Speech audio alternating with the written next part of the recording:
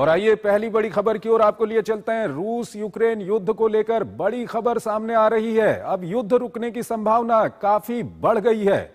युद्ध रोकने के लिए अमेरिकी राष्ट्रपति ट्रंप की शांति योजना को सफलता मिलती दिख रही है। यूक्रेन और रूस की ओर से भी इस योजना को लेकर अच्छे संकेत मिल रहे हैं। योजना में दोनों पक्षों के साथ बैठकों का दौर भी जारी है। जहां जरूरत पड़ रही है, योजना में संशोधन भी किए जा रहे हैं। हालांकि अभी योजना के अंतिम मसौदे को तैयार नहीं किया गया है। आइए आपको एक रिपोर्ट के जरिए बताते हैं कि क्यों अब युद्ध रुकने की संभावना काफी बढ़ गई है, और फिर इस पर अपने विशेषज्ञ मेहमान के साथ चर्चा करेंगे। यूक्रेन युद्ध रुकवाने का राष्ट्रपति डोनाल्ड ट्रंप का प्रयास अब थोड़ा थोड़ा रंग दिखाने लगा है। जंग के रुकने की संभावना काफी हद तक बढ़ गई है। इस उम्मीद का बड़ा कारण है यूक्रेन की अमेरिका द्वारा प्रस्तावित शांति समझौते की रूपरेखा पर सहमति। ये सहमति अबू धाबी में अमेरिकी सेना के सचिव डैन ड्रिस्काल और रूसी प्रतिनिधियों के बीच हुई वार्ता के बाद आई है। यूक्रेन के राष्ट्रपति जेलेंस्की ने भी इस पर मुहर लगाते हुए कहा कि यूक्रेन शांति समझौते पर आगे बढ़ने के लिए तैयार है। हालांकि अभी भी कई महत्वपूर्ण मुद्दे अनसुलझे हैं, जिसे राष्ट्रपति डोनाल्ड ट्रंप से मिलकर अंतिम रूप दिया जाएगा। जेलेंस्की इन मामलों पर अपने यूरोपीय सहयोगियों को भी साथ लेना चाहते हैं।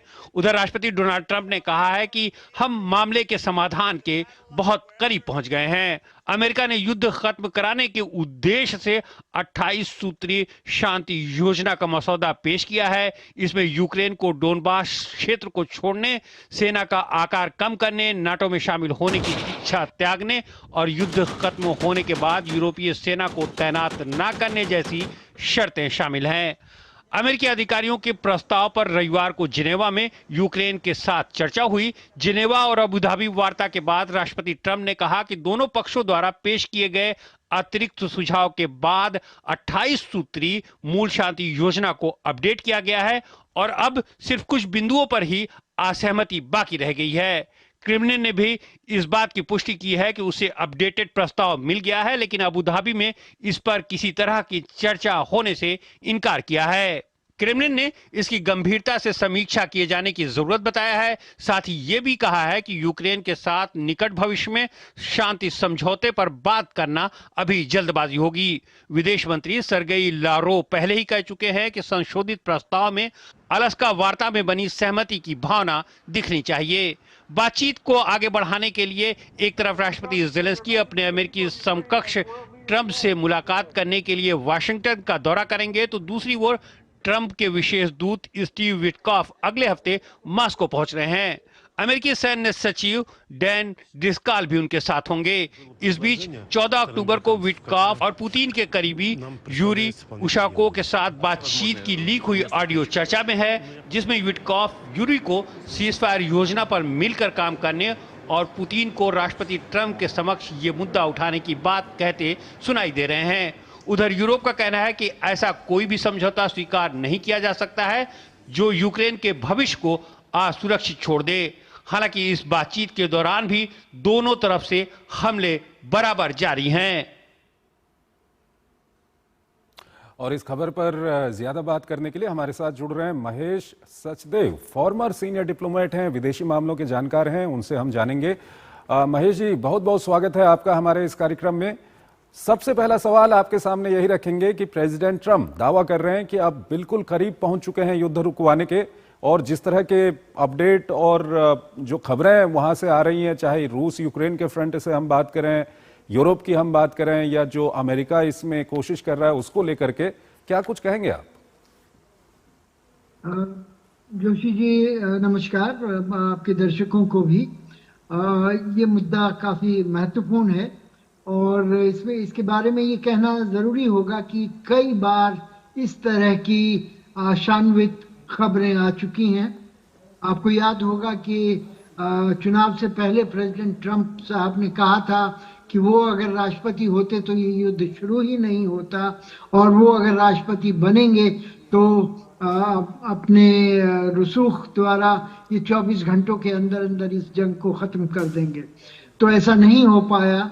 चाहे वो अलास्का की मीटिंग हो, चाहे वो बुडापेस्ट की मीटिंग जो कि स्थगित कर दी गई, वो हो। शिखर वार्ताएं हुई और न हुई, और साथ ही जेलेंस्की साहब से जिस तरह की समीकरण पुतिन राष्ट्रपति की रही है और जिस तरह की समीकरण ट्रंप साहब की रही है, उसको देखते हुए इस बारे में अभी अटकलबाजी करना थोड़ी जल्दबाजी होगी। और सर यहाँ पर मैं ये बताना काफी महत्वपूर्ण होगा कि जो डोनाल्ड ट्रंप की ओर से 28 सूत्रीय योजना पेश की गई, अभी कुछ दिनों पहले हमने देखा कि रूस ने काफी उसकी एक तरह से तारीफ की थी और जेलेंस्की यूक्रेन या यूरोप को कुछ समस्याएं थी, लेकिन अभी हम देख रहे हैं कि कल और आज में जो इनपुट आ रहे हैं उसमें ये बताया जा रहा है कि यूक्रेन को और यूरोप को अब वो लोग भी तैयार हो गए हैं इसके लिए, क्योंकि कुछ अमेंडमेंट किए जा रहे हैं ये जो योजना है इसको लेकर के। तो ऐसे में क्या लगता है आपको, ये इस बार जो एक संकेत मिल रहा है युद्ध रुकने का, ये सबसे मजबूत हो सकता है इस बार का? अभी तक जितने भी इस बारे में संकेत मिले हैं उनसे जब से ट्रंप साहब वापस आए हैं जनवरी में, उसके बाद से ये सबसे निकट हम पहुंचे हैं किसी तरह के ठोस प्रस्ताव पर अमल करने से जिससे कि युद्ध विराम हो। आपको याद होगा कि अलास्का में पुतिन साहब ने ये मना लिया था अमेरिका के राष्ट्रपति को कि युद्ध विराम की जरूरत नहीं है, पूर्ण समझौता होना चाहिए। और इस महत्वाकांक्षी दौर से फिर किस तरह से खटास पड़ी और वो आप सब जानते हैं। तो इसको लेकर के अभी भी पहली बात तो ये कि ये मसौदा 28 सूत्री मसौदा जो है उसके बारे में जेलेंस्की और यूरोपियन यूनियन के कई राष्ट्राध्यक्षों को परेशानी थी, उनको रिजर्वेशंस थे और उसको लेकर के काफी खटपट रही। और अमेरिका को ये बताया गया कि इसमें तो रूस का पलड़ा ज्यादा भारी होगा और एक तरह से ये विवाद का समग्र समाधान और उसी के बाद जो बातचीत हो रही है उसमें कहा जा रहा है कि रूस, यूक्रेन और यूरोप के हिसाब से इसमें संशोधन भी किए जाएंगे। अंतिम सवाल है सर, संक्षेप में बताइएगा कि इस युद्ध का रुकना दुनिया के लिए कितना जरूरी है आज की तारीख में? बहुत ज्यादा जरूरी है कई समग्र स्तरों पर। पहली बात तो ये है कि ये द्वितीय महायुद्ध के बाद यूरोप में सबसे बड़ा युद्ध रहा है, जिसको कि 4 साल हो जाएंगे फरवरी में। तो इसमें काफी नुकसान हुआ है दोनों देशों का और एक तरह से तनातनी जो है यूरोप के ऊपर जिस तरह के घने बादल युद्ध के ठहराए हैं।